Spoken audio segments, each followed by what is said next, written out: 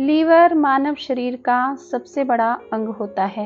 Liver हमारे शरीर के लगभग 500 कार्यों को करता है, जिसमें आपके द्वारा खाए गए भोजन को तोड़ने के लिए पित्त बनाने से लेकर पोषक तत्वों और विटामिन्स को संग्रहित करने और शरीर को संक्रमण और बीमारी से बचाने तक के काम शामिल हैं। यह पेट के ऊपरी दाएं हिस्से में स्थित है। यह प्रोटीन और हार्मोन्स बनाता है, जिसकी शरीर के अन्य भागों को आवश्यकता होती है। लीवर रक्त से विषाक्त पदार्थों को बाहर निकालने का काम करता है। नमस्ते दोस्तों, मेरा नाम है शीतल। आप सबका स्वागत करती हूँ अपने YouTube चैनल खिड़की से। लीवर के बारे में आपने जान लिया कि लीवर कितना महत्वपूर्ण अंग है हमारे शरीर का। आज मैं आपको बताने वाली हूँ कुछ ऐसे योगा अभ्यास जो आपके लीवर को हेल्दी रखेंगे और साथ में प्राणायाम बताऊंगी जिससे आप अपने लीवर को अच्छा रख सकते हैं। तो देर ना करते हुए वीडियो को शुरू करते हैं। सबसे पहले लीवर के लिए हम करेंगे मंडूकासन। वज्रासन में बैठ जाएंगे इस तरह से। वज्रासन में बैठ के और अपने दोनों हाथों को ऐसे अंगूठा मुट्ठी में बंद करके इस तरह से बना लिया और नाभि के दोनों साइड लगाएंगे इस तरह से। सांस को पूरा अंदर भरेंगे। सांस को अंदर भरने के बाद पूरा सांस बाहर छोड़ते हुए आगे झुक जाएंगे।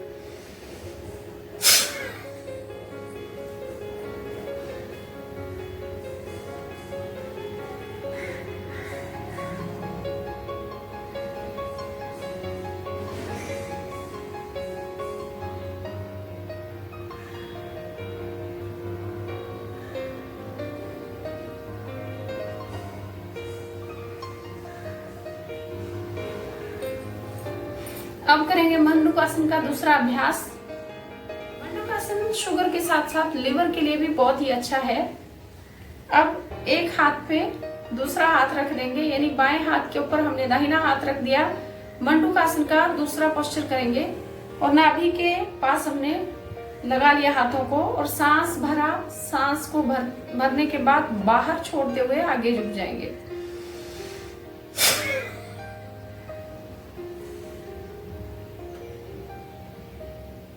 अब सांस लेते रहेंगे धीरे धीरे।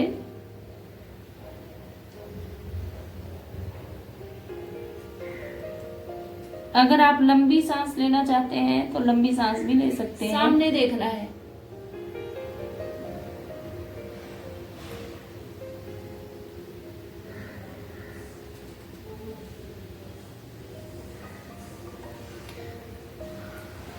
मंडूकासन को आपने 1 मिनट तक करना है। 1 मिनट से ज्यादा भी आप कर सकते हैं।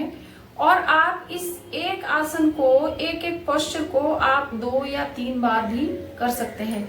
अगर आप 2 या 3 बार करेंगे तो आपको इसके ज्यादा बेनिफिट मिलेंगे, जल्दी आपको उसका असर देखने को मिले। मंडूकासन के बाद अब करेंगे हम शशकासन।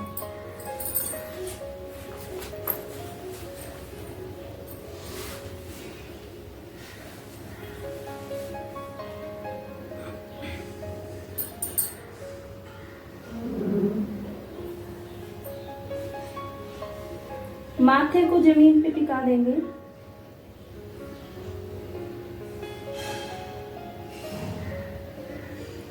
सांस आपकी चलती रहेगी।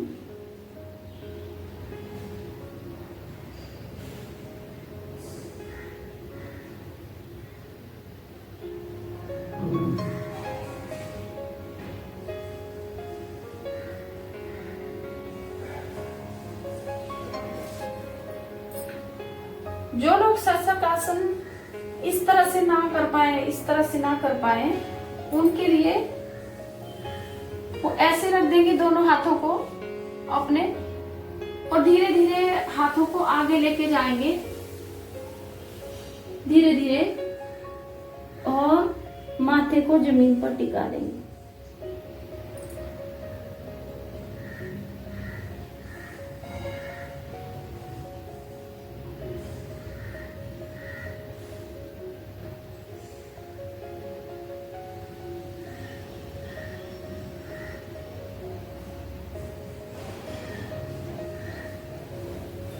धीरे धीरे हाथों को लेके आएंगे और सामान्य स्थिति में आ जाएंगे। यह है शशक आसन का अभ्यास।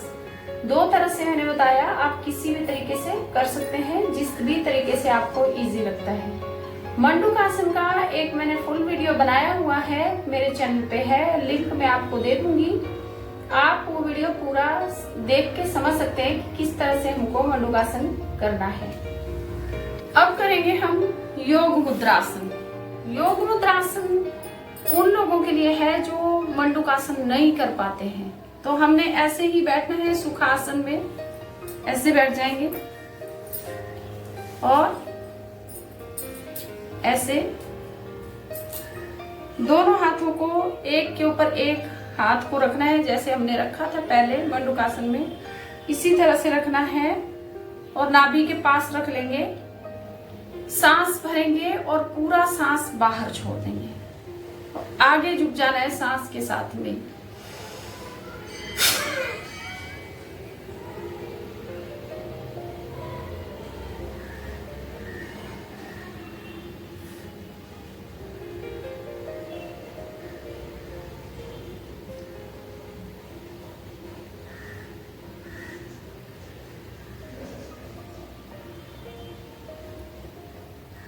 यह है योग मुद्रासन। योग मुद्रासन ऐसे तो पद्मासन में भी करते हैं, लेकिन जो लोग पद्मासन में नहीं बैठ सकते हैं वो सुखासन में बैठ के भी कर सकते हैं। इस तरह से बैठ जाएंगे और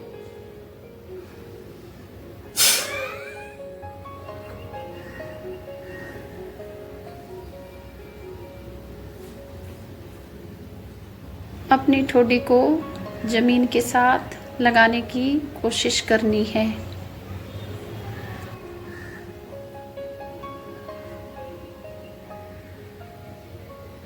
यह है योग मुद्रासन।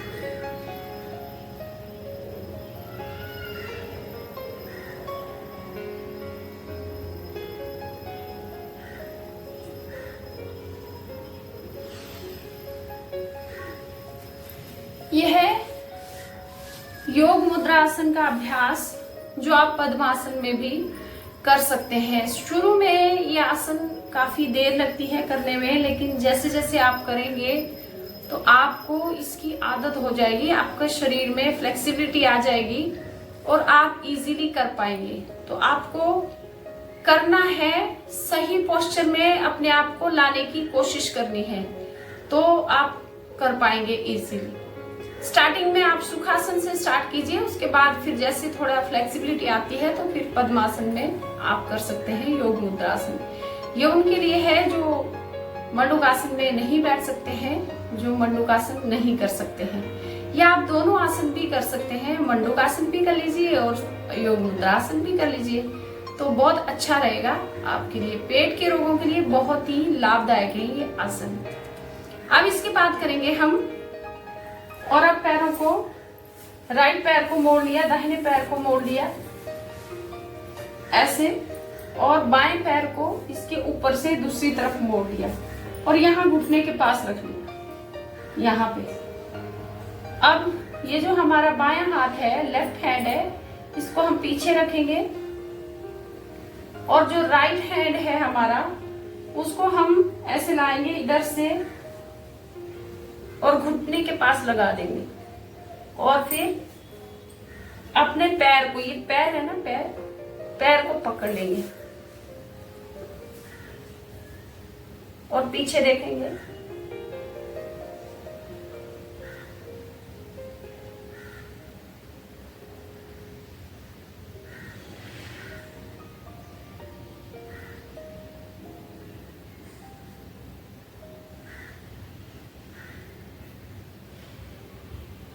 सांस लेते रहना है आपको, सांस बंद नहीं करना है। पूरा पेट आपका ट्विस्ट होता है इस आसन में, पूरी आंतों की एक्सरसाइज होती है। अब मैं दूसरी तरफ से आपको करके बता देती हूँ। ये मैंने एक बाएं पैर को मोड़ लिया ऐसे, और दाएं पैर को, राइट पैर को यहां रख लिया घुटने के पास ऐसे,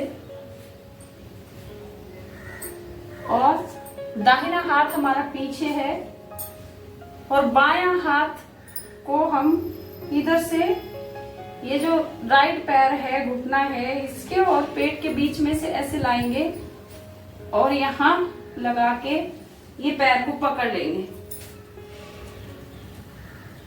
और पीछे देखिए।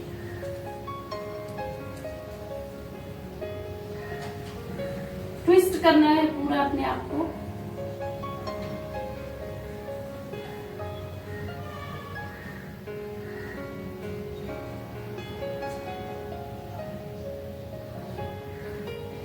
इस तरह से आपको काफी देर तक बने रहना है इस आसन में। तो आप जितनी देर इन आसनों को करेंगे उतना ज्यादा बेनिफिट आपको मिल पाएगा। तो एक एक आसन को आपने काफी देर तक करना है। अब हम करेंगे नेक्स्ट आसन, करेंगे वक्रासन। वक्रासन लीवर के लिए काफी अच्छा है। तो वक्रासन कैसे करते हैं? ऐसे ही है जैसे अर्ध मत्स्येंद्रासन करते हैं, वैसे ही वक्रासन भी करते हैं। इस तरह से एक पैर को फोल्ड कर लिया, राइट पैर को हमने सीधा रखा है, एक को फोल्ड कर लिया, पीछे रखेंगे हाथ, और अब दाएं हाथ को, राइट हैंड को हम घुटने के पीछे, घुटने और पेट के बीच में से ऐसे लाएंगे हाथ को, और इधर ये वाले पैर को पकड़ लेंगे, लेग को, और फिर पीछे देखेंगे। ट्विस्ट करना है पेट को पूरा। इन आसनों में आपके पेट की एक्सरसाइज होती है, आपकी आंतों की, लीवर की, किडनी की, पेनक्रियाज की।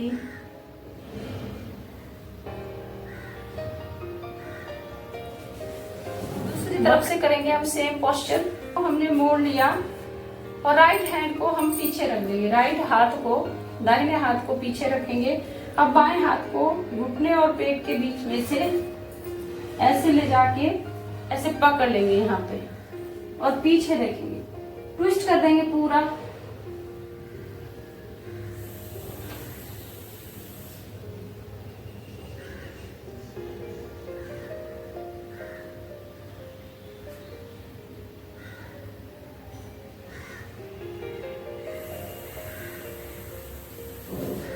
इस तरह से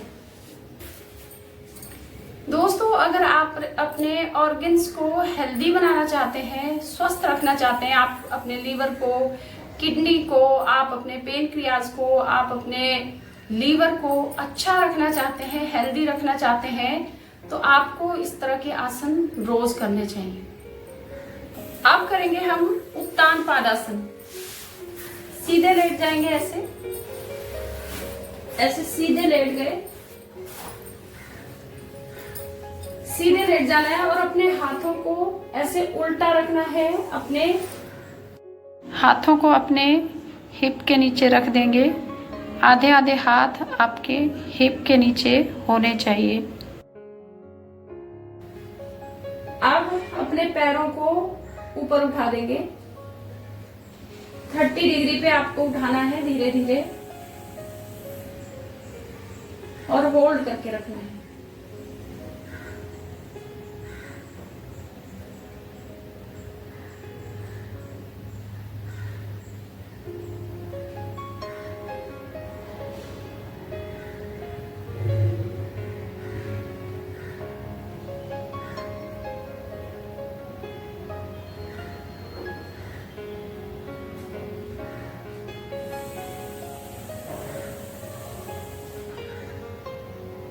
इस तरह से ये कुछ आसन थे जो आपके लीवर को बहुत ही हेल्दी बना देंगे और बहुत ही स्वस्थ बना देंगे। फैटी लीवर हो, चाहे लीवर सिरोसिस हो, या लीवर की कोई भी प्रॉब्लम्स हो, आपको बहुत ज्यादा राहत मिलेगी। इन आसनों से आप अपने लीवर की प्रॉब्लम को ठीक कर पाएंगे। अब मैं साथ में बताऊंगी आपको कपालभाति प्राणायाम। प्राणायाम बहुत ही जरूरी है और बहुत इम्पोर्टेंट रोल निभाता है हमारी हेल्थ को सुधारने के लिए, फिर चाहे वो किडनी का रोग हो, लीवर का हो या अन्य कोई रोग हो। तो आज हम लीवर की बात कर रहे हैं। तो लीवर के लिए आपको कपालभाति 20 से 25 मिनट डेली करना है। मैं आपको बता देती हूँ कि कपालभाति प्राणायाम आपको कैसे करना है। सबसे पहले आपको सीधे बैठ जाना है, आपकी बैक सीधी होनी चाहिए और आप किसी भी पोस्चर में बैठ सकते हैं। ये मैं अभी सुखासन में बैठी हूँ, आप चाहें तो आप सिद्धासन में बैठ सकते हैं या आप अन्य किसी आसन में बैठ सकते हैं। वज्रासन में भी कपालभाति प्राणायाम कर सकते हैं। तो ऐसे बैठ जाएंगे और हाथों को किसी एक मुद्रा में रख लेंगे। कपालभाति प्राणायाम आपको नाक से सांस को बाहर थ्रो करना है। कपालभाति प्राणायाम में अपने नाक से हम सांस को बाहर फेंकते हैं, फोर्स के साथ, ताकत के साथ। देखते हैं कैसे।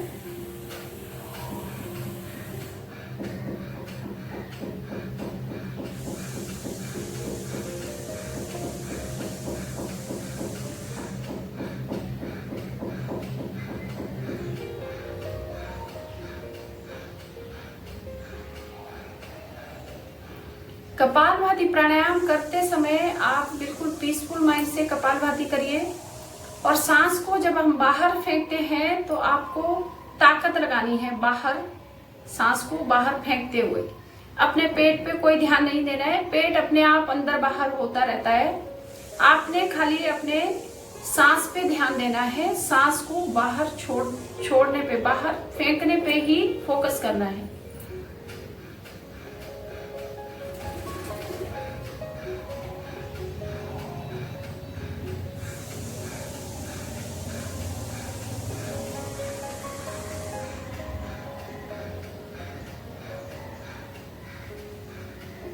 कपालभाति प्राणायाम हमारे अंदर के सिस्टम को किस तरह से रिपेयर करता है, कैसे हमारे हर एक ऑर्गन्स को इम्प्रूव करता है, हेल्थ को अच्छा करता है, आप मेरे वीडियो में समझ सकते हैं। जो मैंने एक कपालभाति के ऊपर पूरा वीडियो बनाया हुआ है, मेरे चैनल पे ऑलरेडी है। उसका लिंक भी मैं आपको डिस्क्रिप्शन में दे दूंगी। आप उस वीडियो को देखिए कि कपालभाति किस तरह से हमारे शरीर पे, हमारे पेट के जो ऑर्गन्स हैं, हमारे शरीर के ऑर्गन्स हैं, उनको सुधारने में हेल्प करता है, उनकी हेल्थ को ठीक करने में हेल्प करता है।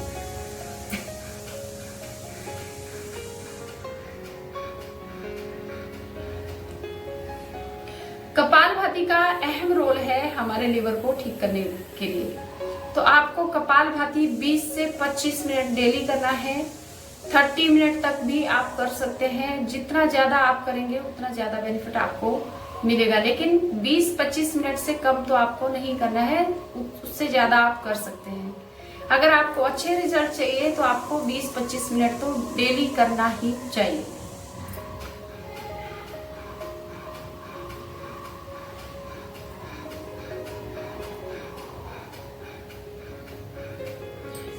शुरू में, स्टार्टिंग में जब हम प्राणायाम करते हैं तो बहुत बोर होते हैं। जैसे वो क्या होता है, ज्यादा देर बैठना पसंद नहीं है, तो आप अपना पोस्चर बदल के कर सकते हैं।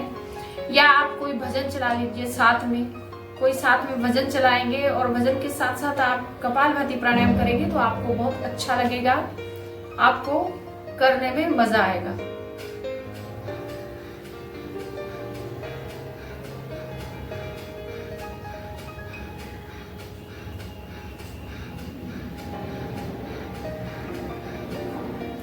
कपालभाति प्राणायाम में आपको ध्यान रखना है कि आपकी एक तो रीढ़ की हड्डी सीधी होनी चाहिए। दूसरा, आपको ये प्राणायाम खाली पेट करना है, खाली पेट ही करना चाहिए कपालभाति प्राणायाम।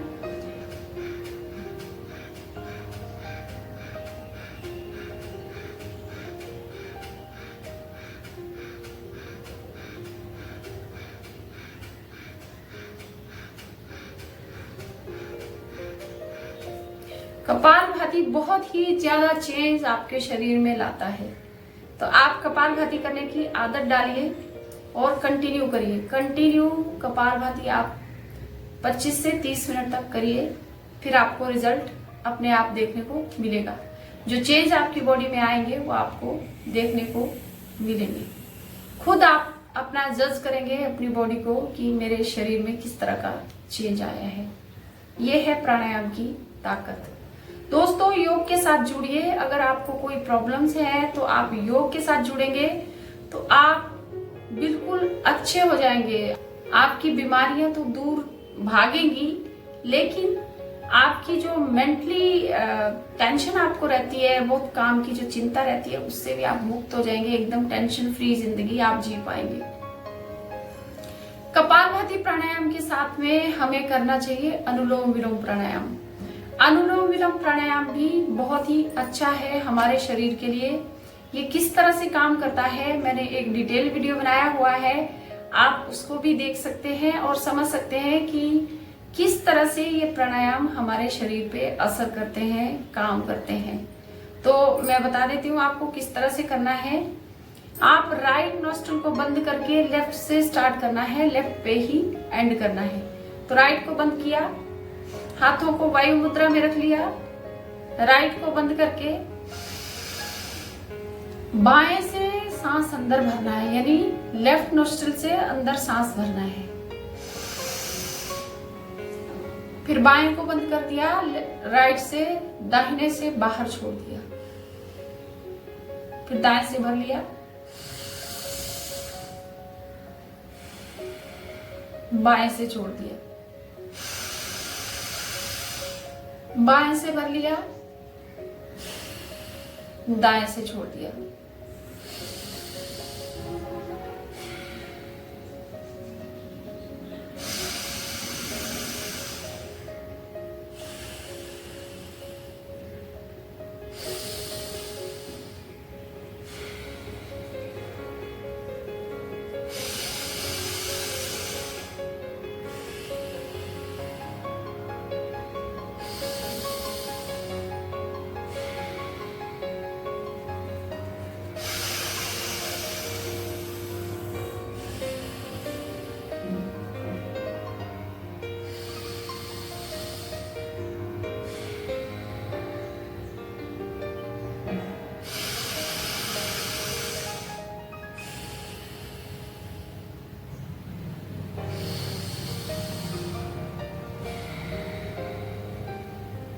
इस तरह से कंटिन्यू हमें करते जाना है। 20 से 25 मिनट हमें अनुलोम विलोम प्राणायाम भी करना चाहिए।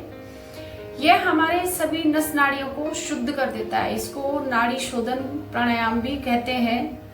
यह आपके पूरे शरीर की नस नाड़ियों को शुद्ध करता है, डिटॉक्सिफाई कर देता है आपकी बॉडी को। आपकी बॉडी में ऑक्सीजन की मात्रा को बढ़ा देता है, ब्लड सर्कुलेशन को बढ़ा देता है। प्राणायाम भी 20 से 25 मिनट तक करना है। ये प्राणायाम को आप खाना खाने के बाद भी कर सकते हैं। खाली पेट का कुछ नहीं है इसमें, आप इसको कभी भी कर सकते हैं। जब भी आपको टाइम मिलता है आप अनुलोम विलोम प्राणायाम कर लीजिए। इससे आपकी हेल्थ में काफी ज्यादा चेंज आएगा। तो जो ज्यादा प्राणायाम ना कर पाए वो ये 2 प्राणायाम तो जरूर करें, कपालभाति प्राणायाम और अनुलोम विलोम प्राणायाम। ये बहुत ही अच्छे हैं हमारे शरीर के लिए। तो आपने देख लिया कि कैसे 2 प्राणायाम करने हैं और कुछ आसन भी देख लिए। अगर आप इतना भर भी कर लेते हैं रोज तो आपके जो जितनी भी बीमारियां हैं वो दूर हो जाएंगी, दूर भागने लगेंगी।